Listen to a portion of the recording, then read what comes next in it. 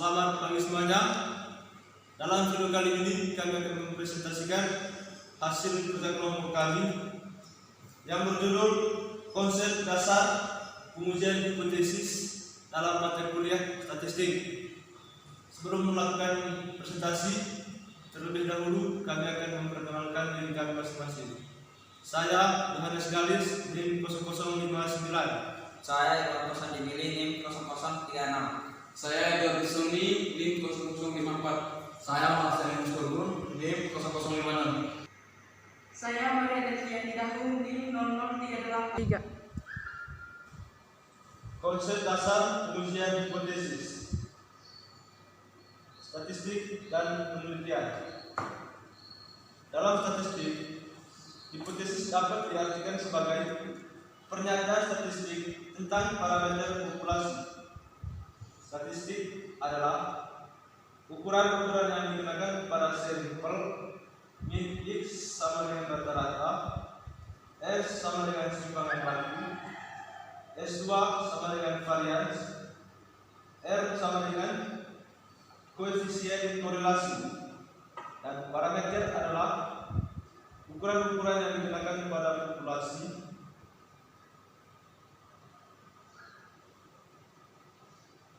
Parameter adalah ukuran-ukuran yang digunakan pada populasi rata-rata, simpangan baku, varian, atau koefisien korelasi.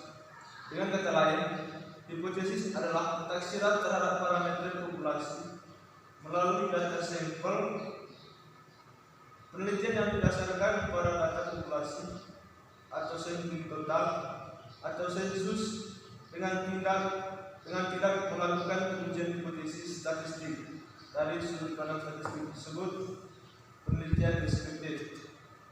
Dalam statistik dan penelitian terdapat dua macam hipotesis, yaitu hipotesis nol dan alternatif. Pada statistik, hipotesis nol diartikan sebagai tidak adanya perbedaan antara parameter dengan statistik atau tidak adanya perbedaan antara ukuran populasi dan ukuran sampel. Dengan demikian, hipotesis yang diuji adalah hipotesis nol. Karena memang peneliti tidak mengharapkan adanya perbedaan data populasi dengan sampel. Selanjutnya, hipotesis alternatif adalah lawannya hipotesis nol yang berbunyi adanya perbedaan antara data populasi dengan data sampel. Secara ringkas, hipotesis dalam statistik merupakan pernyataan statistik tentang parameter populasi, sedangkan hipotesis dalam penelitian merupakan jawaban sementara terhadap rumusan masalah pada suatu penelitian. Dalam penelitian, hipotesis nol juga menyatakan tidak ada, tetapi bukan tidak adanya perbedaan antara populasi dan antara data sampel, tetapi bisa berbentuk tidak adanya hubungan antara satu variabel dengan variabel lain.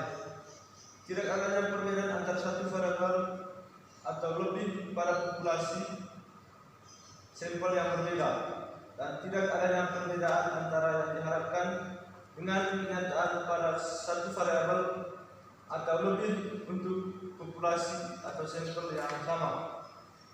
Selanjutnya akan dijelaskan oleh teman saya.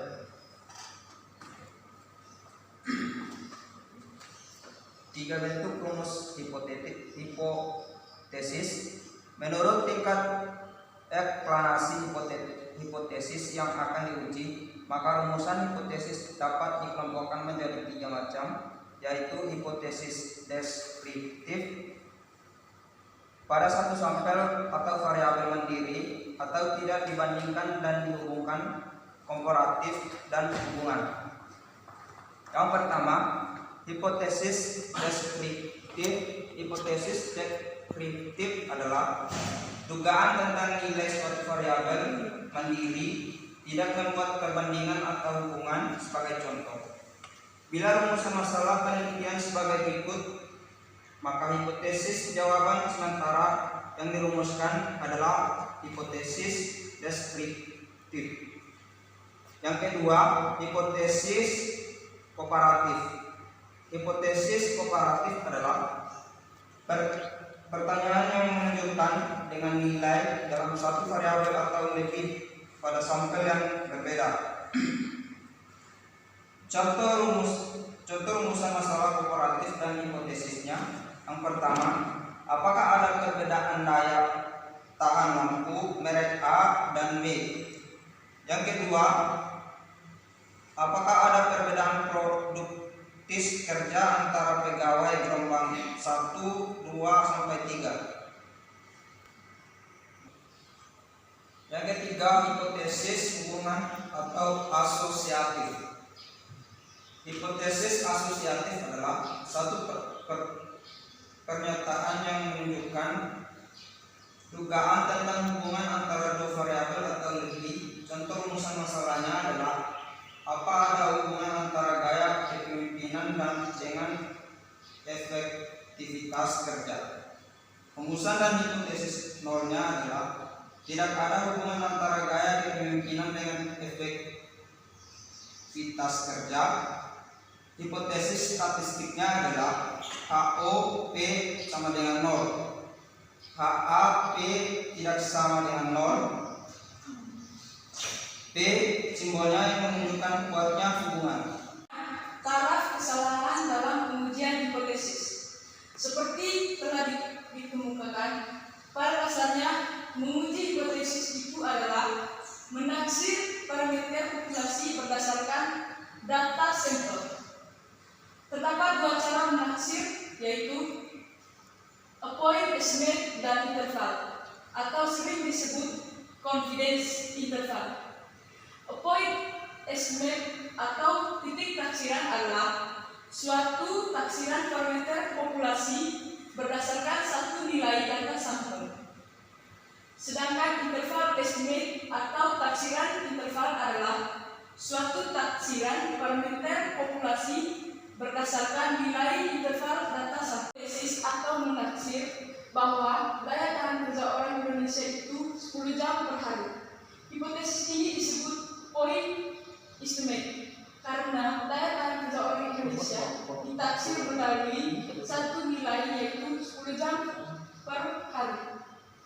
Bila hipotesisnya berbunyi daya tahan kerja orang Indonesia antara 8 sampai 12 jam per hari, maka hal ini disebut interval estimate. Nilai intervalnya adalah 8 sampai dengan 12 jam. Dua kesalahan dalam pengujian hipotesis. Dalam menaksir parameter populasi berdasarkan data sampel, kemungkinan akan terdapat dua kesalahan, yaitu yang pertama, kesalahan tipe 1 adalah suatu kesalahan bila menolak hipotesis 0 atau AO yang benar atau seharusnya diterima. Dalam hal ini, 3 kesalahan dinyatakan dengan alfa. Yang kedua, kesalahan tipe 2 adalah kesalahan dalam menerima hipotesis yang salah atau seharusnya ditolak. 3 kesalahan untuk ini dinyatakan dengan beta. Berdasarkan hal tersebut, maka hubungan antara keputusan menolak atau menerima hipotesis dapat digambarkan seperti tabel tersebut. Yang pertama, keputusan. Yang kedua, keadaan yang sebenarnya. Dalam keadaan yang sebenarnya ini terdapat hipotesis benar dan hipotesis salah. Yang pertama, keputusannya terima hipotesis. Terus dalam keadaan sebenarnya, yang pertama tidak membuat kesalahan. Terus dalam hipotesis salahnya, kesalahan tipe 2. Yang kedua, dalam keputusan menolak hipotesis. Dalam keadaan sebenarnya, yang pertama hipotesisnya benar, kesalahan tipe 1. Dalam hipotesis salah dijelaskan tidak membuat kesalahan. Dari tabel tersebut di atas dapat dijelaskan sebagai berikut.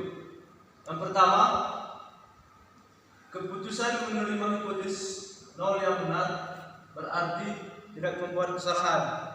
Yang kedua, keputusan menerima hipotesis nol yang salah berarti terjadi kesalahan tipe 2. Yang ketiga, membuat keputusan menolak hipotesis nol yang benar berarti terjadi kesalahan tipe 1.